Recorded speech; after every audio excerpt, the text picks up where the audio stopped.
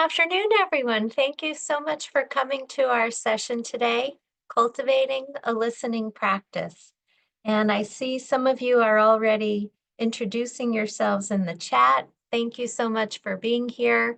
And it's so nice to see people coming from near and far to join us today. My name is Philippa Rappaport. I'm the lead for education and engagement at the Office of Educational Technology, and I'm delighted to introduce here Orlando Serrano. He is the head of Pre-K-12 learning at the Smithsonian National Museum of American History. We're also joined behind the scenes today by Rhett Ransom and Kat Cook, who are also from the Office of Educational Technology, providing technical support, and also Candace Martin is providing our captions. In our session today, Orlando will talk about practicing generous and critical listening to engage your students in challenging conversations.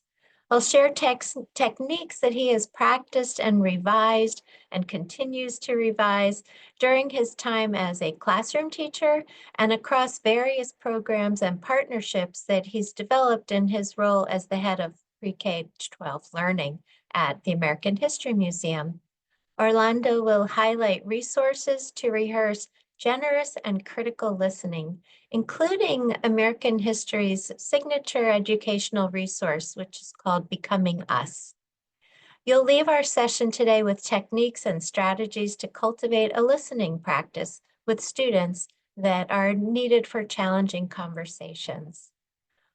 Orlando is a longtime educator in the classroom and at the museum, and he's someone that I like to go to for kind of big picture discussions that really have to do with helping students develop into fuller, more confident students in the classroom, and also people who are engaged in their communities and with the world around him. So I'm so pleased that he's leading our session today.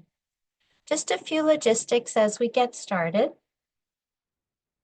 If you need captions, just hit that CC, the CC Show Captions button, which should be at the bottom of your screen. We welcome your comments and ideas at any time during the session, so please feel free to use the chat button. You'll want to click that everyone can see your comments, unless you really don't. We'll also be checking the Q&A button at the end of the session and try to and make sure we get all your questions and comments wherever they go to. You're already introducing yourselves in the chat, which is great. So this is programming that we do to complement the Smithsonian Learning Lab, which is an online platform where you can discover resources from across the Smithsonian and then create interactive learning experiences with them. I want to direct you to our help page. That's where if you go to the bottom of any screen on the lab, you can access the help pages, and there you'll find instructions about how to do anything you want to do in the lab, including videos resources. If you were to click there, do you see up at the top it says webinars and events? That would take you to our webinars and events page, and that's where today's session will be archived. I should get it up within about 3 days of today's session. Okay. And the session is part of a series that we offer monthly called Cultivating Learning, in which we invite educators from the Smithsonian and also partners locally and nationally, and also just really wonderful educators maybe that we haven't worked with, to showcase what they're doing using digital museum content. So the next session in our series will be on March 25th with Adrian Aldaba, and he's from the National Museum of the American Latino, and he'll be talking about understanding the American experience through children's literature. So we will have, if you check back to the lab, we'll have the registration information on the homepage of the lab within about a week. So a reminder that this session is being recorded. And we like to start out with a question for everyone. So if you could please put into the chat your thoughts about the following question. How can close listening foster connection between our peers and with our community? And I will turn it over to Orlando to take it from there.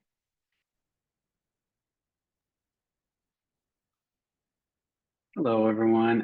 Thank you, Philippa, for the invitation to hang out with a group of educators and learners together. As Philippa mentioned, my name is Orlando Serrano, and I am the head of Pre-K-12 Learning at the National Museum of American History. I have been there for about going on 8 years. Prior to that, I was a 9th grade language arts teacher in Washington, D.C. Prior to that, I taught at the university level. So I've been in education for a while, and I really appreciate getting together with folks and learning and practicing skills. And today we're going to think about the importance of learning. And I see from what you all writing in the chat, yep, definitely important to listen carefully for deeper understanding, to contribute to reciprocity. Demonstrates and shows the person speaking that you're respecting their humanity. All wonderful sentiments. All right, well, let's get started a little bit. I'm gonna tell you a little bit about where I work. Next slide, please, Philippa. So I work at the National Museum of American History. There we are. And that is the mission statement for our unit. I'm not gonna read that to you because I trust that you can, but I will say it out loud in case we need folks who prefer sound. So it is to empowering people to create a just and compassionate future by exploring, preserving, and sharing the complexity of our past. And as part of the Pre-K-12 team, our job, what we do on a day-to-day basis, is create resources and provide professional development for folks in the Pre-K-12 spectrum. We focus on young people, and then the adults who get to be in those lives of those young folks, those are our audiences. Next slide, please, Philippa.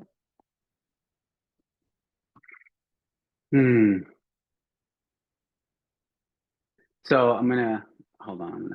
I saw something in the chat that I think is, well, I see lots of things that are interesting, but the last one, I appreciate, Jacqueline, that there's a difference between listening and hearing. Listening requires one sender and one-to-many receivers. To listen to is to engage for connection between others.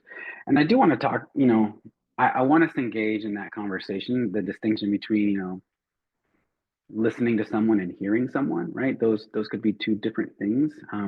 And I hope that in developing our listening practice, and we will get better at hearing what other people are saying. That kind of is the point. And I agree also, the very last thing that I read, developing a close listening practice is a tough skill to develop, especially in a large class setting.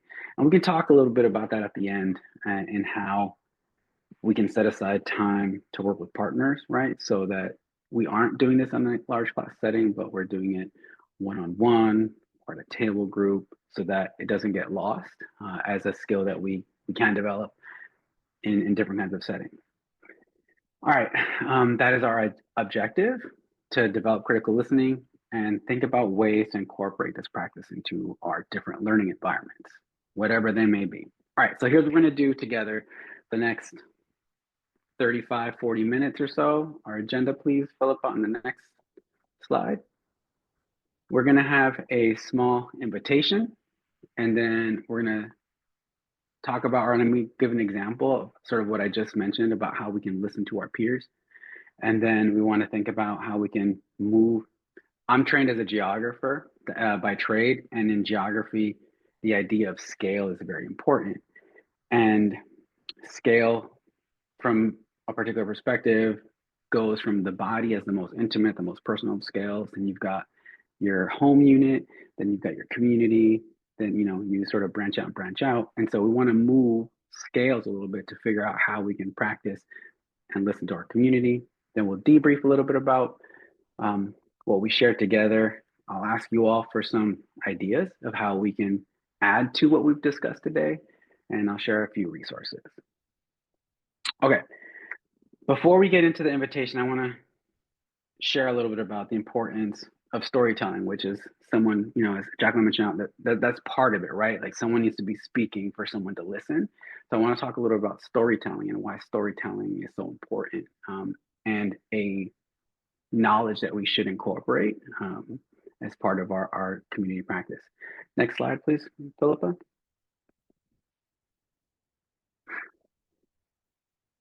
Oh, never mind. We're gonna do the invitation first. I'm sorry, I messed up. Okay, that's okay. No, you're right, Philippa. You're good. That was my mistake.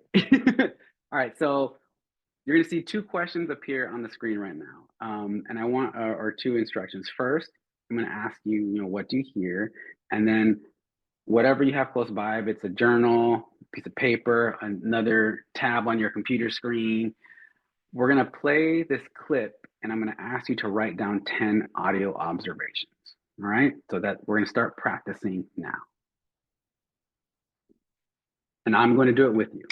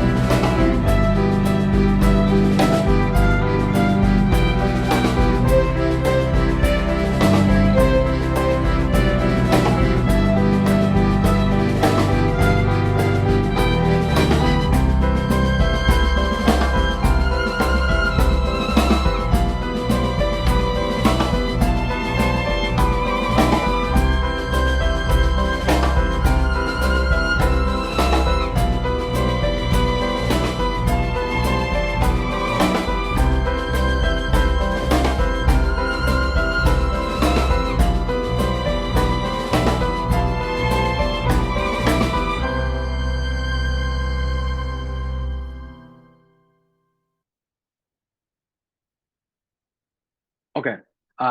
Before we move on, may folks write down some of the things that they heard in the chat, please? What are some, and we didn't know what to call this. Like what audio observations? I don't know, because can you write down things that you see / heard? Anyhow, what are 10 running, stepping up, positive energy, hope, togetherness, an orchestra with many voices? Thank you, Peg. Let some more folks go in here. Mm-hmm. Mm-hmm. All right. Okay. Okay. Yeah. Kate did kind of what I did. I just like literally as the layers came on. uh, okay. Okay. All right. Now, we cannot develop a listening practice without practicing listening. And so I'd like us to move a little bit. And some of you have already started to do this a little bit more with your comments. Philippa, can you give us the next step of what we're going to do? All right. So we're going to listen to it one more time, right? But we're going to start doing the shift over from, all right, we listened to it. Now what are we hearing? What, and some of you are getting at this already, but what is the instrumentation, the cadence, the pace, right? The levels of volume. What are we hearing and what we are listening to, right? So we'll do it one more time.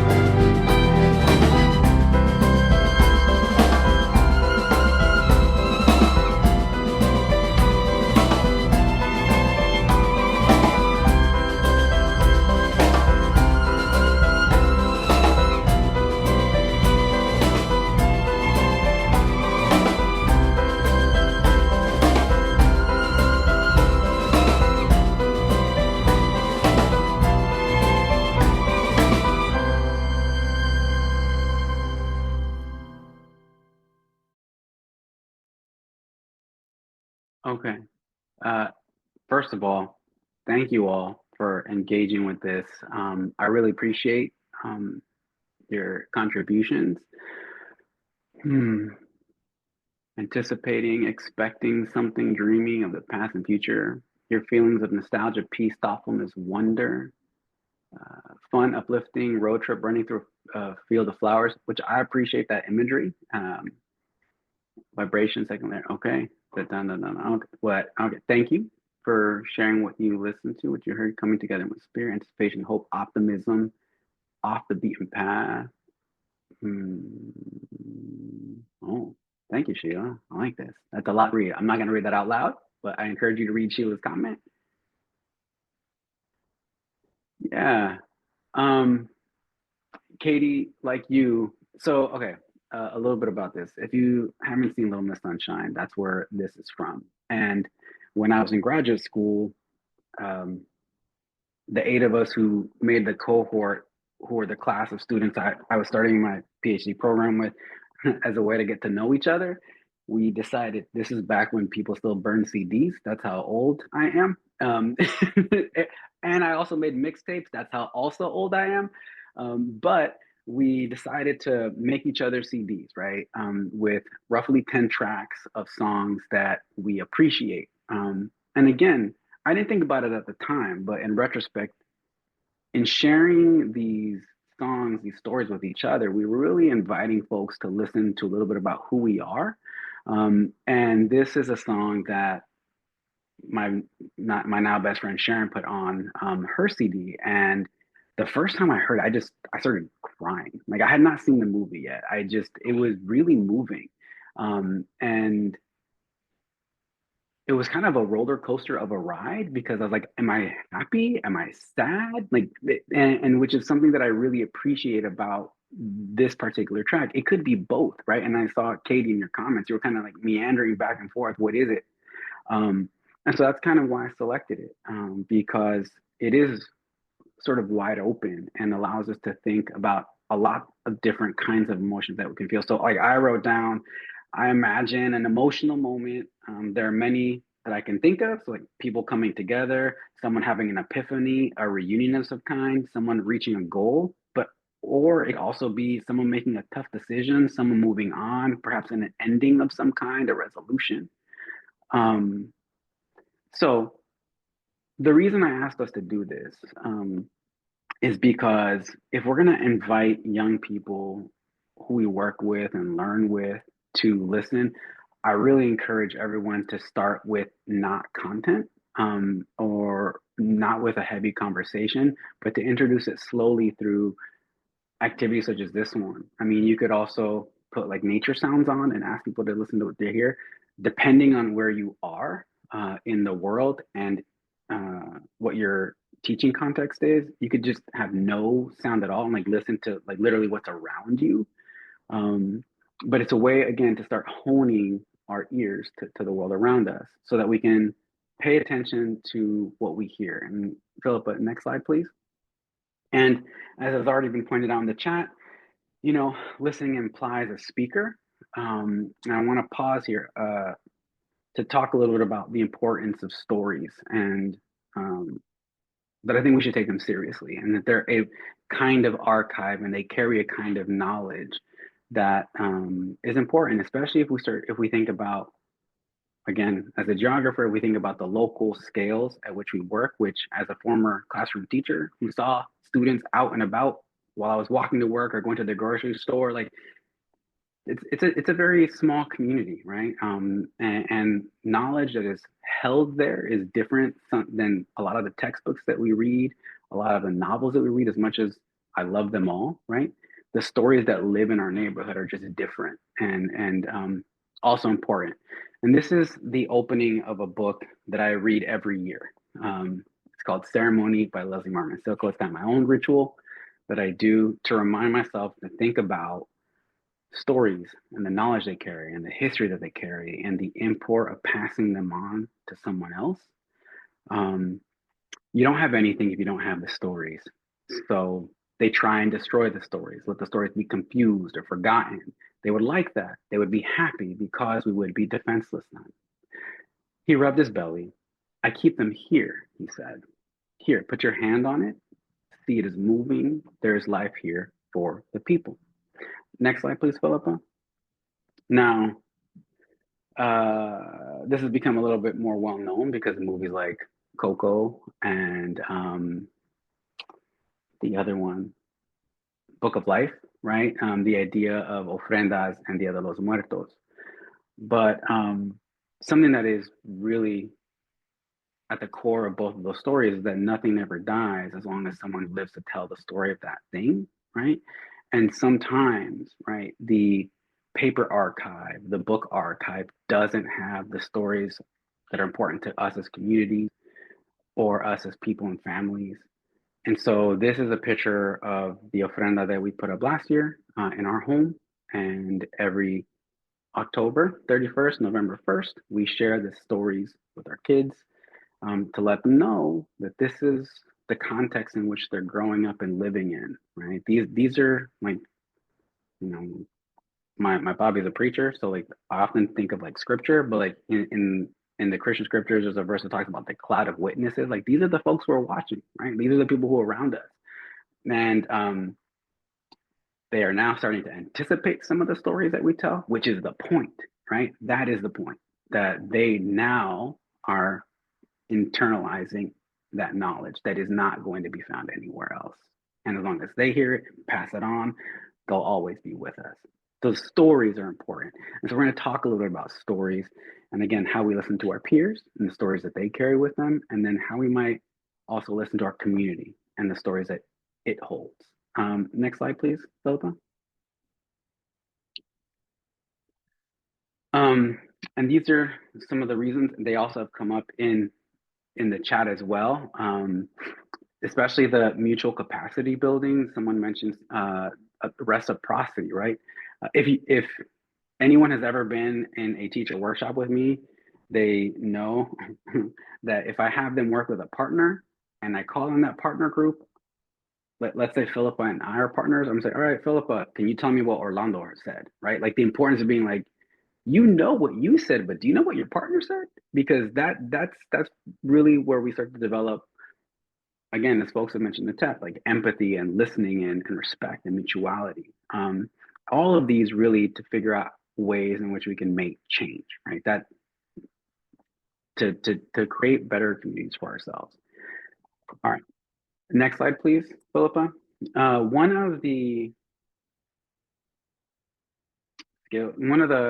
I don't know, curriculums that I got to work with when I taught in school was StoryCorps U, which was a wonderful program built off of StoryCorps, where I had a curriculum that I worked through, but the point is after it was gone, but I still kept the practices. And every Wednesday we would have something called circle time. Now I know classroom teachers might be like, well, what did your principal say? And I was like, my principal did not like it. But here's the thing. Every Wednesday I had circle time with these young people and we developed a report class by class. Every class had a different feel. Every class developed different norms for what the circle time was going to be like. But when young people felt heard and felt seen and had time to sort of bring their lives into the classroom and practice listening to each other and being heard by each other, for whatever it matters, my scores on standardized tests were always outperformed everybody else in my grade. I don't think that that's me. I think that the young people did a lot of work, but they felt safe, they felt heard, they felt listened to. And so I'm not saying do it every week because I understand that that's challenging. The principal did not like circle time, Cassie, because content. When are you teaching? We've got these tests to prepare for. We've got these tests to prepare for. So, yeah, I like that, Carol. I like that. Okay, and so as part of the StoryCorps, we eventually, each of us worked on a story that we wanted to share, but we didn't share it in a booth. We shared it as an interview. And so we're gonna listen to an interview with these two young folks who were at the school I worked with. And I'm gonna ask you all the same questions that we practiced previously with the song from Little Miss Sunshine, which is, what do you hear, right? And make 10 audio observations. And then what are the emotions? What are you hearing on top of what you're listening to? All right, I think Philip was gonna do some magic here to get this sound for us.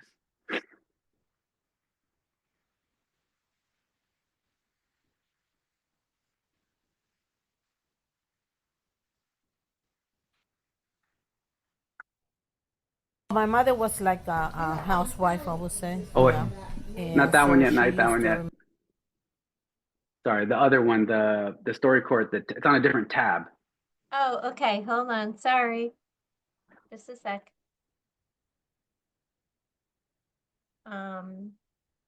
This one, Yes.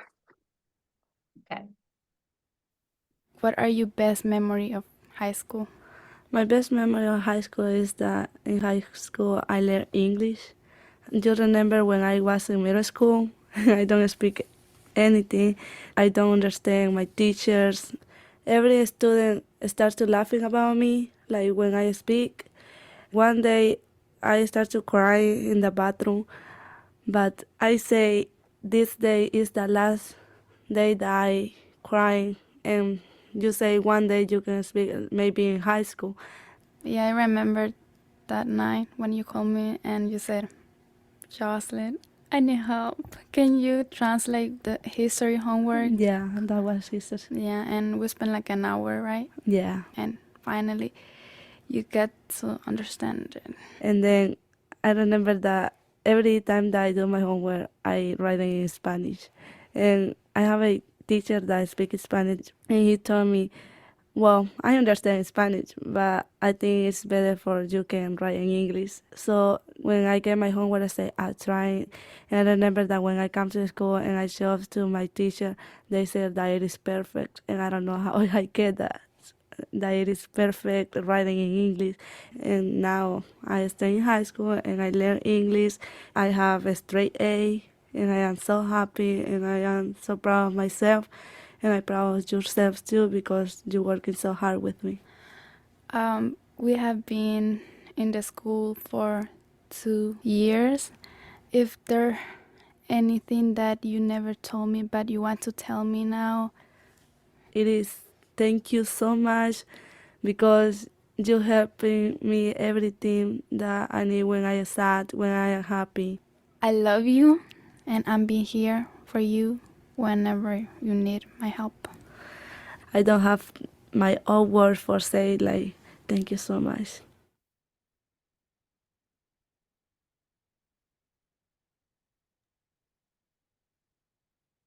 Okay. Yep. Philippa put the questions in the chat. So yeah, what did you hear? What are audio observations that you had? And then what are the emotions that you hear in those observations?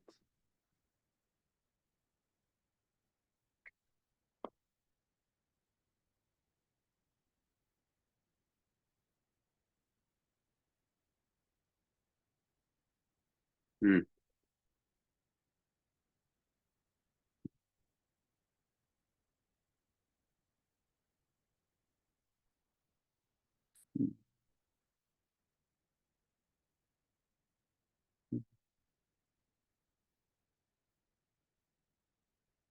Yeah. I appreciate pride. I did not write that down.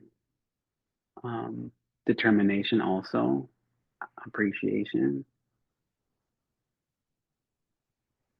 Mhm. Inner strength. Beautiful. Frustration. Yeah. Definitely frustration, Asu. And all those others. Um, Fortitude. So, all right. I'm gonna add. I heard vulnerability. I heard, and I also heard like the limits. Right, there's a limit to what our language actually can convey. Right, she said at the very end. And I do want to point out these were two peers, right? This is again like the early on our agenda. It said like listening to our peers, right? But these are two young folks who had been in school together since sixth grade, and that's sort of why you hear that this was a person that not Jocelyn, that Jocelyn went to all the time. Yes, Carol, also a little. I also hear a sadness in it.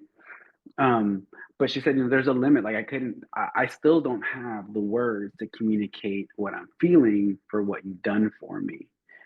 But in the exercise, right, we got to hear this moment of connection between these young folks who have been with each other for years. But I need to point out that this was after a year of practice, right? And this is an exemplar. There are wonderful exemplars that, we will put some links at the end for the Learning Lab collection. You can hear other stories of young people at different schools who also participated in this program. But it took some time to get there. And, exercises like listening to a song, listening to nature, listening to your classroom, smaller one-on-one questions that I'll give you some examples for later on, build to something like this. And in our class, we started here, and then eventually we moved out. We went into our community. And I'm going to borrow from one of our sibling organizations, one of our sibling units at Smithsonian, because they also did an oral history project with their community. So, Philippa, we're going to go back over to our slideshow, and we're going to listen to an oral history, which is different than an interview, which is what happened here, right? So you folks, one asked the questions, the other one responded. And oral history is more open-ended, right? There's a general theme. Usually there's some conversation between the person who's going to give an oral history and the person who's going to be listening to it and caring for it, where sort of boundaries or borders are laid out about the themes and the topics that are going to be covered. This comes from Right to the City, which is a wonderful digital resource. Will also be in the Learning Lab collection put together by Anacostia Community Museum, in which they collected oral histories from all across Washington, D.C. We're going to listen to one in particular. And this time we're going to change our listening practice a little bit. So you see these questions here, and this is a riff off of See, Think, Wonder, which is a Project Zero thinking routine. And it's Hear, Think, Wonder. So what do you hear the storyteller communicating? What else do you hear? Under Think, what questions do you think the interviewer, the person who asked the oral history, what did they ask? What do you think is going on around the interview? Meaning, like, what is the context? Which lenses would you use to think about this story, right? And when we think about lenses here, that's actually from a different Project Zero thinking routines, like geographic, economic, social, historical are some examples. Right? Like, what would you bring to bear on this? What does it conjure for you as you listen? And then what questions do you have based on what you heard? And I'm going to change this, Philippa, if we don't mind, because I see where we're at time.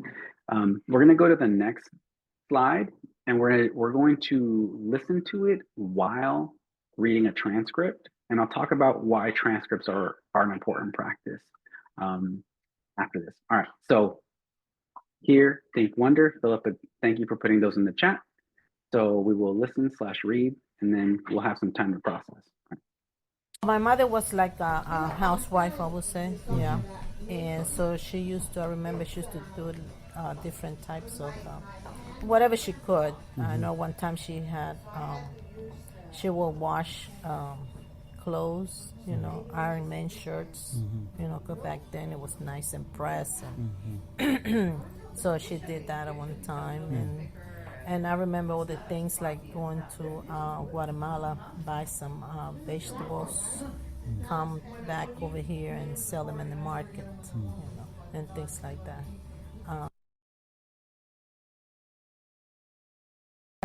It was cold because it was in like I said, Halloween night. So it was really cold at night. Yes, and it was dark because the plane came, like late at night. So I didn't see too much.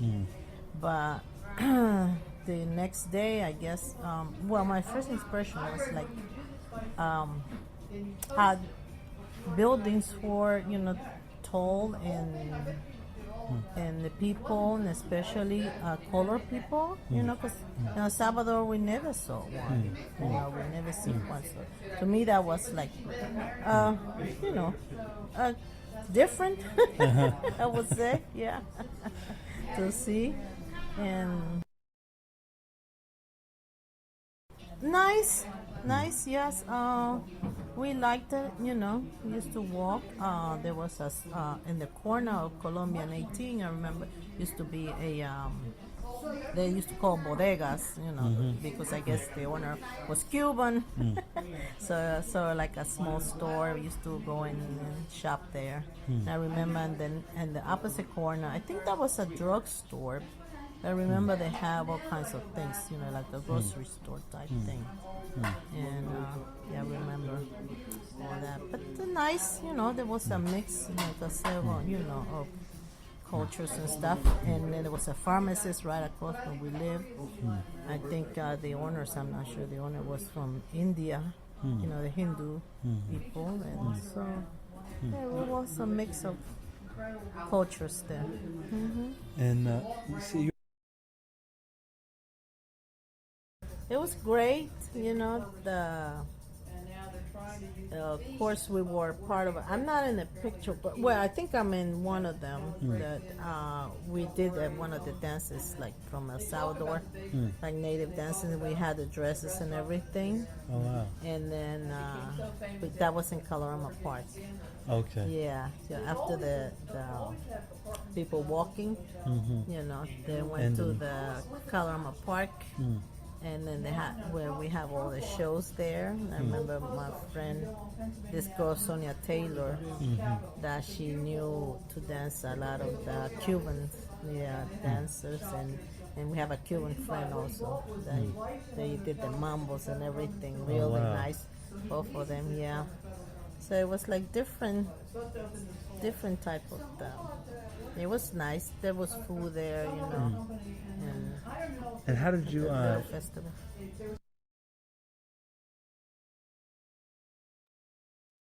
Okay, so this is an exercise like to think about like in reverse engineer, right? So like curious, what are some of the questions that you think our colleague Samir, who was the person who you heard sort of go, like providing the positive oral cues to the person giving their history.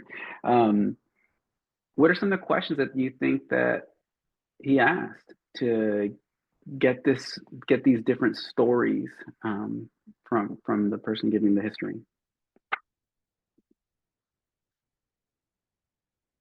The pictures involved, and I'm curious what makes you say that.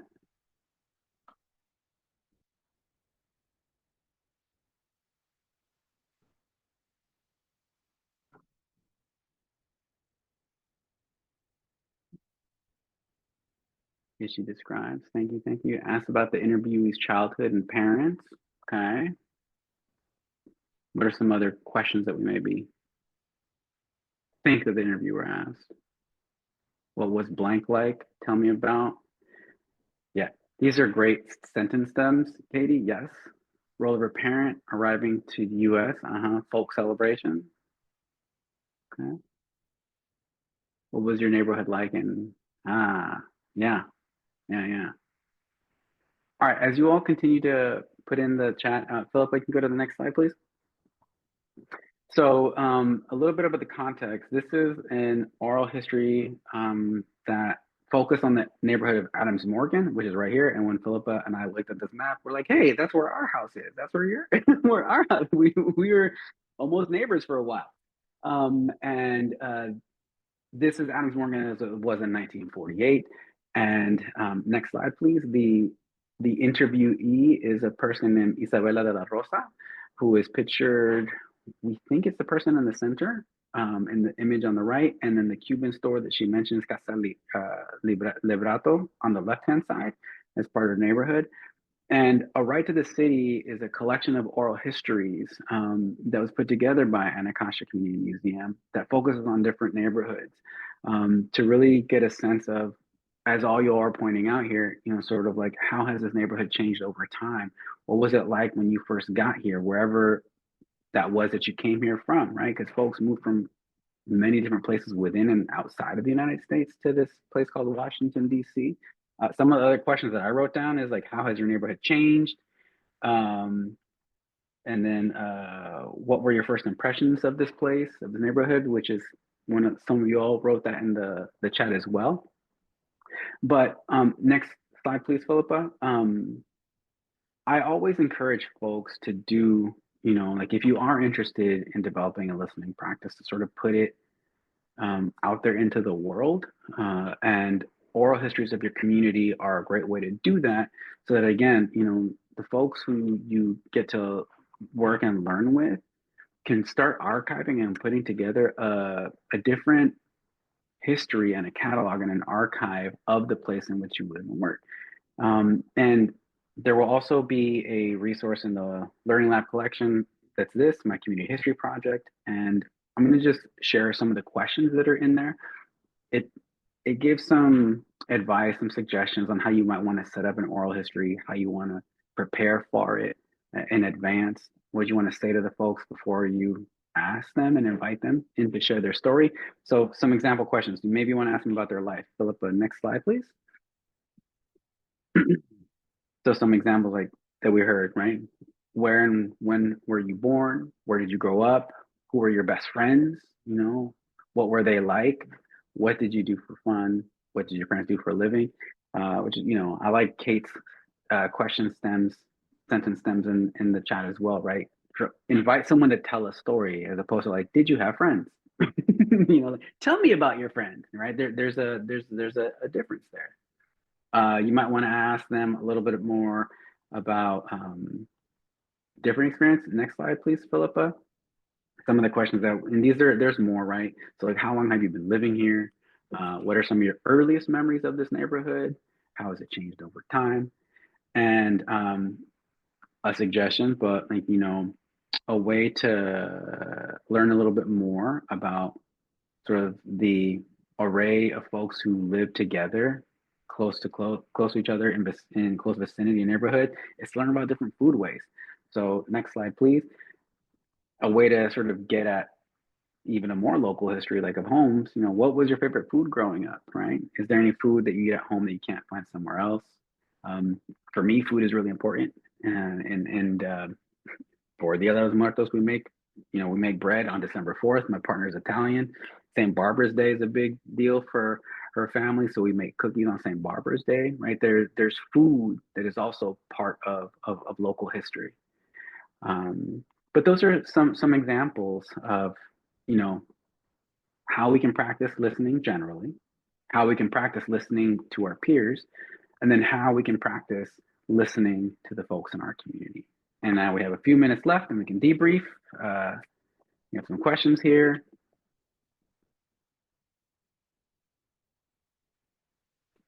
All right.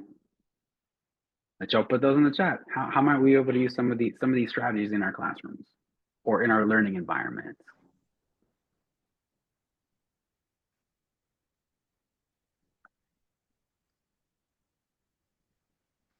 Another one. Who is someone with whom you would like to have? No, it's good. It's good. Who is someone with whom you would like to have a conversation and get to know more, right? Because sometimes it's us. As I mentioned earlier, I'm old enough to have made mixtapes, so I'm also definitely getting into the point where I'm starting to put together like an oral history of my own family, right? Because my family moved here from Nicaragua, and already it's difficult to sort of trace on both my parents' side, like our family history. So like we cannot lose that, So my parents had, I'm setting up appointments with my parents to ask them about their lives a little bit more deeply. And another question at the very end, Philippa, what are other ways to practice critical listening?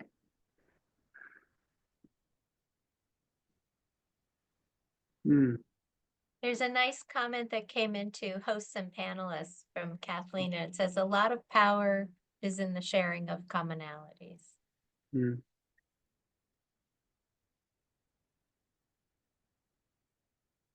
Yeah. Joyce, I appreciate that. Knowing when to use questions is definitely important, right? We're not on day one, be like, all right, let's get deep on day one, right? There's different times and places to ask some of these questions during circle time. All right, Philippa is sharing the Learning Lab collection that we have. So that will be available afterwards. And there's also a QR code that maybe Philip, you can put it up real quick. Where's the So QR code? on the Oh, I PowerPoint. know what you're saying. Here it is. Yeah, there it is. So every month, American History, National Museum of American History, where our team works, we send out a newsletter to educators. If you are interested in receiving it, that is a QR code to sign up for that. If you have any questions, there is a human who answers. It's either myself or the two other wonderful humans I get to work with, Megan Linehan or Eden Cho, who is a person who writes the monthly newsletters and also did a cultivated learning with Philippa. So go check out that because it's wonderful. It's about zine making and civic engagement. Yeah, that is what I have to share. Does anyone have any questions in our last few minutes together?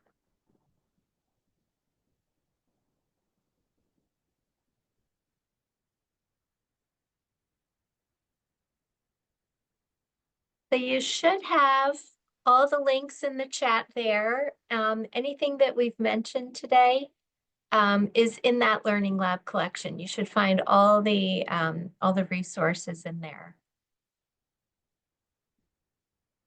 Oh, it's a good question, Julie. What are your thoughts on? So I do think that Here, this, what are your thoughts on what aged yeah. children Oh, these, yeah, thank you, Philippa. No one knows what these I'm saying. techniques work best with? I really do think that you can use different versions of these at different ages, and then the sharing might look different, right? So, like with the earliest experience I have working with young people is second grade, and that sort of like the outputs were more like drawings, right? And like maybe a sentence, and it was a lot of describing what was in the picture. So if you are thinking, hey, a lot of this stuff sounds like therapy, 100%. Yes. Like it's like this I've taken a cue from the close listening that my therapist do to me, right? And then like sort of like how this is really important and how can we develop this in other ways to think. So it will just look different and it'd be shorter. So like so for example, in terms of like rather than like as an introduction, a version would be like, who is someone in your family who you admire, right? And they could like draw about it and then describe to you that person and why they admire that person. If you're then trying to move it towards content, like depending, I don't know if you just did a lesson, a unit on community, right? Like who is someone in your community who is important, who you go to, why? Or you could ask them also like, what would if they say, I really like my librarian at the school. Okay, why do you like the librarian at the school? What would you like to know about the librarian that you don't know? So there's definitely ways to change it and sort of scaffold in different directions depending on the age of the learner you're getting to work with. What shuts down stories? Oh, that's a great question, Chip.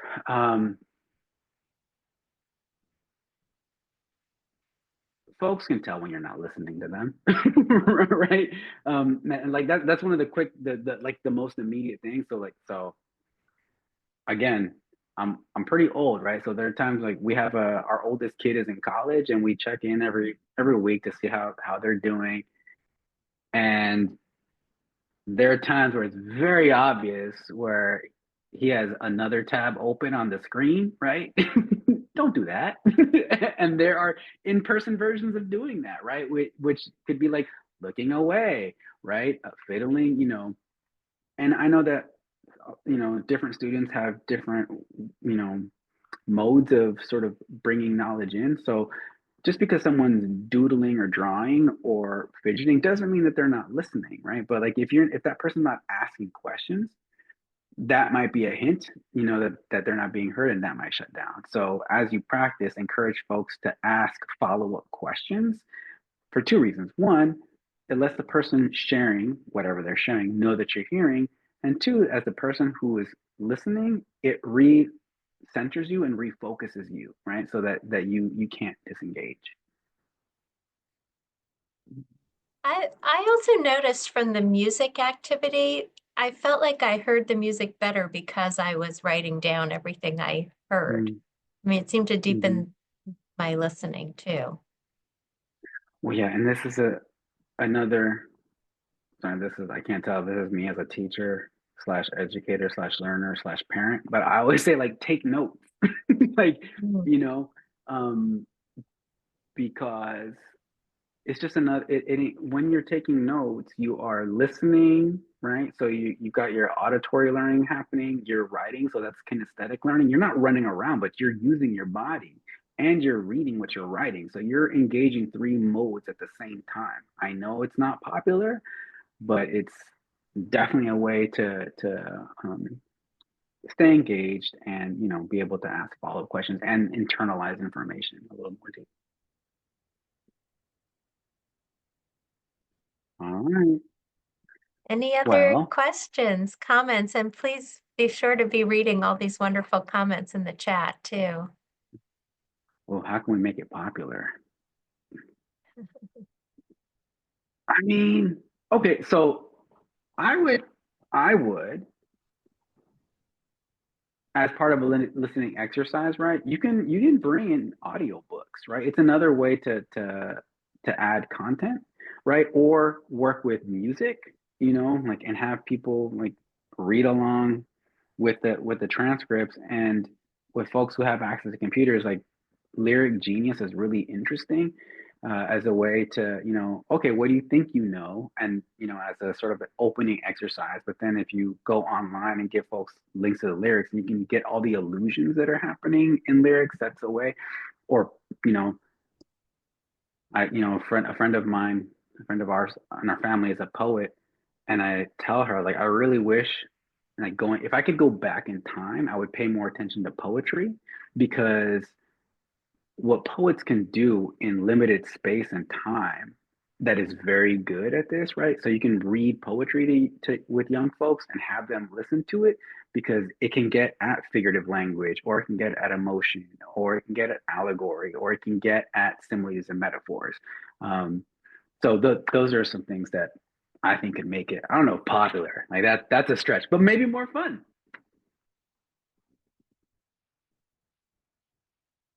Hmm. Oh, I like that, Elizabeth. Yes. Mm-hmm. Mm-hmm. I really like that. Yes. Folks may, if someone experiences being listened to closely and therefore being heard, they may then in turn do it. That's, yes, I appreciate. Thank you, Elizabeth. Thank you. Yes, Jacqueline, mindfulness activities 100%. Yes, definitely ways to like reinforce and spiral. And again, content's great, but skills can be practiced without content for like interest and for nurturing, and then be brought back and tied and knitted to content as well. Like,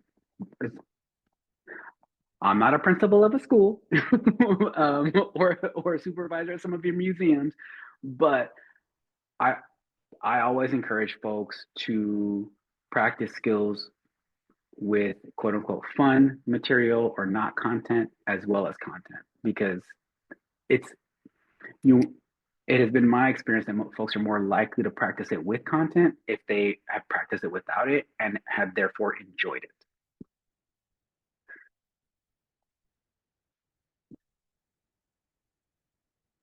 All right, everyone. Thank you very much for your time. It was wonderful to be here with you and learn with you all. Thank you all for your wonderful feedback. Thank you. Thank you, everyone, for coming.